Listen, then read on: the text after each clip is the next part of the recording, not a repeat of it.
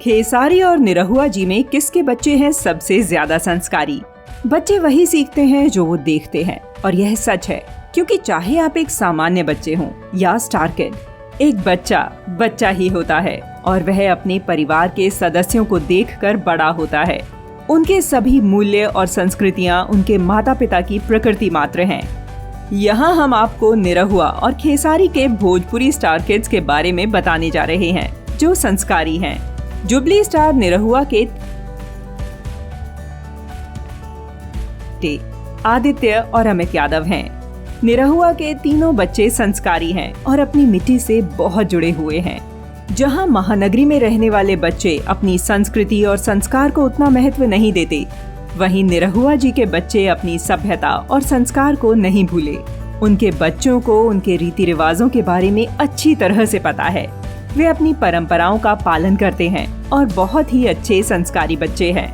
भोजपुरी के सुपरस्टार निरहुआ के कामयाब जीवन में उनकी माता जी का भी बहुत बड़ा हिस्सा है। दिनेश लाल यादव जी की माता साधारण से तरीके से अपने जीवन को व्यतीत कर रही हैं।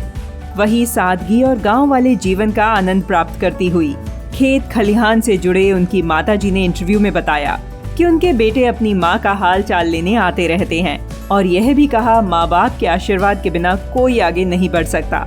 दिनेश जी के घर के लोग मुंबई में रहते हैं, उनके बच्चे वहीं पढ़ाई कर रहे हैं। अगले हैं हमारे सुपरस्टार खेसारी लाल यादव। खेसारी लाल यादव की एक बेटी काफी मीडिया फ्रेंडली हैं और इंटरव्यूज में आते रहते हैं। बच्चे बहुत अच्छे संस्कारों से पले बड़े हैं। मेट्रो शहर में रहने के बावजूद बच्चे अपने रीति रिवाजों और परंपराओं को निभाने के लिए जाने जाते हैं। उनकी बेटी कीर्ति हमेशा मीडिया से रूबरू होती रहती हैं। वह अपने परिवार, पिता और अपने गांव के बारे में बात करती हैं। बच्चे अक्सर अपने गांव पर आते जाते रहते हैं। इससे पता चलता है कि बच्चे अपनी संस्कृति और मिट्टी से अच्छी तरह जुड़े हैं।